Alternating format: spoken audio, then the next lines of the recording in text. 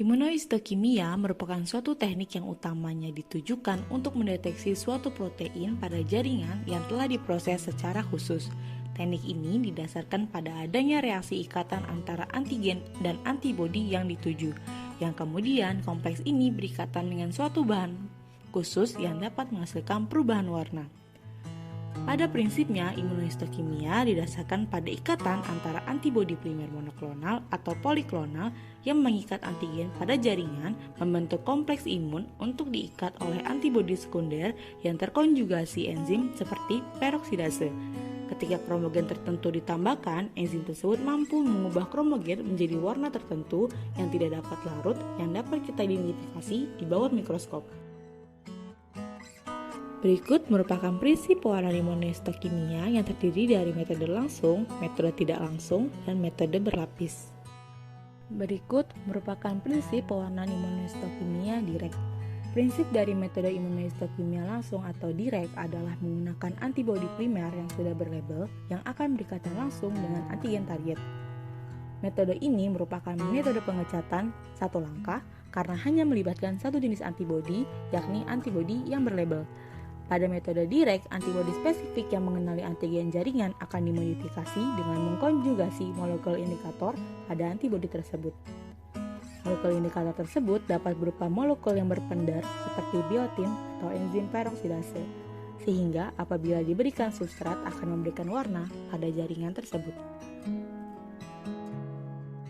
Selanjutnya, metode tidak langsung atau indirect menggunakan dua macam antibodi, yaitu antibodi primer dan antibodi sekunder. Antibodi primer bertugas mengenali antigen yang diidentifikasi pada jaringan, sedangkan antibodi sekunder akan berikatan dengan antibodi primer.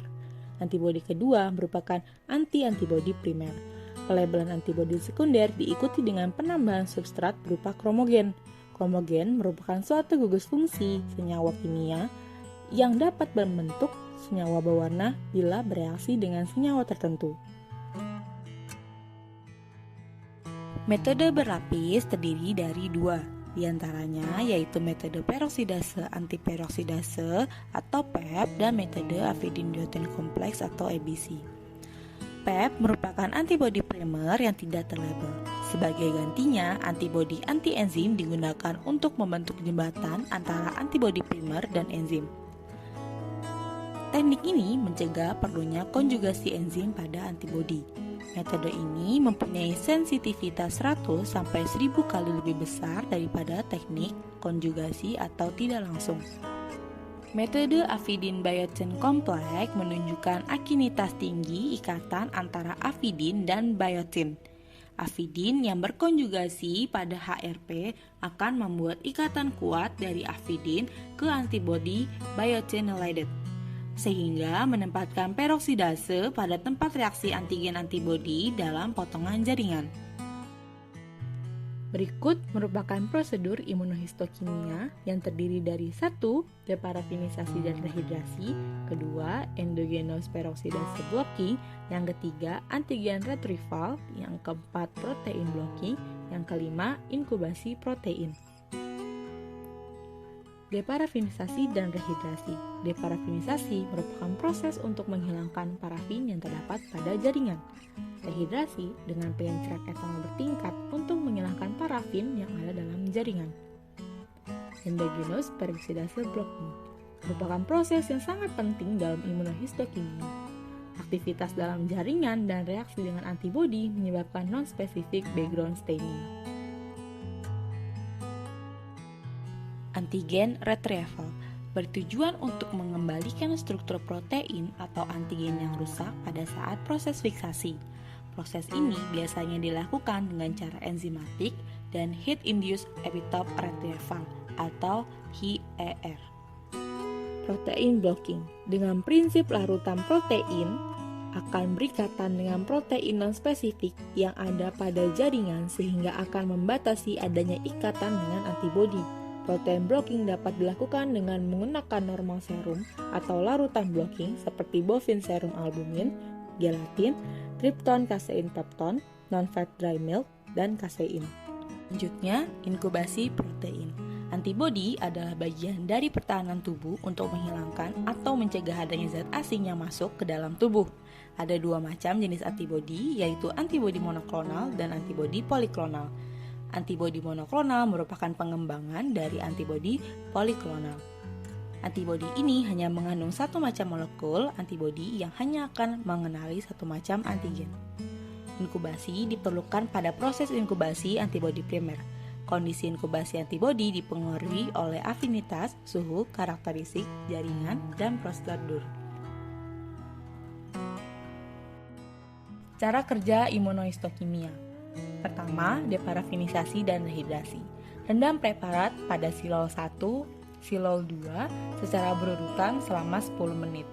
Rendam preparat pada alkohol bertingkat, alkohol absolut 1, 2, 3, alkohol 95%, alkohol 80%, dan alkohol 70% secara berurutan selama 5 menit. Kemudian cuci dengan air deionisasi selama 2 menit. Kemudian lakukan sebanyak 2 kali. Selanjutnya ada endogenous peroksidase blocking. Teteskan H2O2 3% ke preparat secara perlahan untuk memblok enzim peroksidase dalam sel. Lalu, diamkan di suhu kamar selama 15 menit dalam larutan H2O2 30%. Terakhir, cuci preparat dengan PBS selama 3 menit, lalu ulangi sebanyak 3 kali. Selanjutnya, antigen retrieval. Dengan cara preparat direndam dengan TBS atau citrate buffer solution, lalu dilakukan pemanasan dengan suhu dan waktu tertentu dalam microwave, boiling, steamer, atau water bath maupun inkubator. Selanjutnya, protein blocking. Protein blocking dapat dilakukan menggunakan normal serum atau larutan blocking seperti bovine serum albumin atau BSA, gelatin, dan tripton kasein pepton. Inkubasi protein. Yang pertama, bersihkan kertas absorben dengan PBS, tambahkan serum normal 5% setetes-setetes pada kertas absorben, lalu dilakukan pemblokiran pada suhu 37 derajat Celcius selama setengah jam. Yang kedua, jika ada cairan di sekitar jaringan preparat, dikeringkan dengan kertas absorben. Kemudian buat tanda lingkaran dengan oil pen di sekitar jaringan yang akan diamati, lalu teteskan antibodi primer yang telah diencerkan. Yang ketiga, masukkan PBS di bagian kontrol jika tidak memiliki kontrol negatifnya. Setelah ditambahkan antibodi primer yang telah diencerkan, preparat diletakkan pada wadah basah dan disimpan dalam suhu 4 derajat Celcius semalaman. Yang keempat, preparat dicuci dengan PBS sebanyak 3 kali, masing-masing selama 2 menit, kemudian keringkan preparat dengan kertas absorben, lalu tambahkan antibodi sekunder terkonjugasi HRP dan inkubasi dalam suhu 37 derajat Celcius selama 30 menit. Gambaran hasil pewarnaan keratin. Pewarnaan khusus untuk keratin diindikasikan untuk membedakan dan menekankan fokus kecil dari keratinisasi abnormal.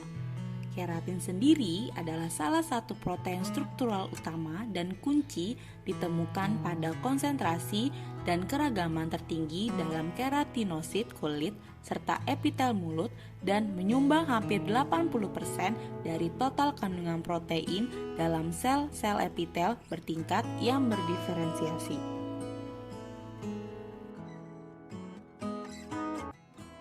Ya, selanjutnya saya akan menjelaskan tentang gambaran hasil pewarnaan dari keratin. Nah, di keterangan gambar ini, di kolom yang paling atas itu ada keterangan HE yaitu hematoxylin eosin, kemudian ada AS iopsaklar, kemudian ada HD hermandin, kemudian yang keempat ada AB pas Alcian blue periodic acid shift, kemudian ada PAP Papa Nicolo cepat, dan terakhir ada gram. Nah, untuk yang di baris samping ini adalah jenis jaringan. Jadi di sini juga ada, ini kan baru singkatan ya, ada VH, VCA, CA, NG. Ini adalah singkatan dari jaringan. Bisa dilihat di keterangan yang ada di samping gambar. Misalkan ada VH. VH itu kepanjangannya dari hiperplasia verrucosa. Dan VCA itu keterangan dari karsinoma verrucosa. CA ada sel squamosa berdiferensiasi baik carcinoma. Dan lain-lainnya bisa dilihat di keterangan di samping gambar.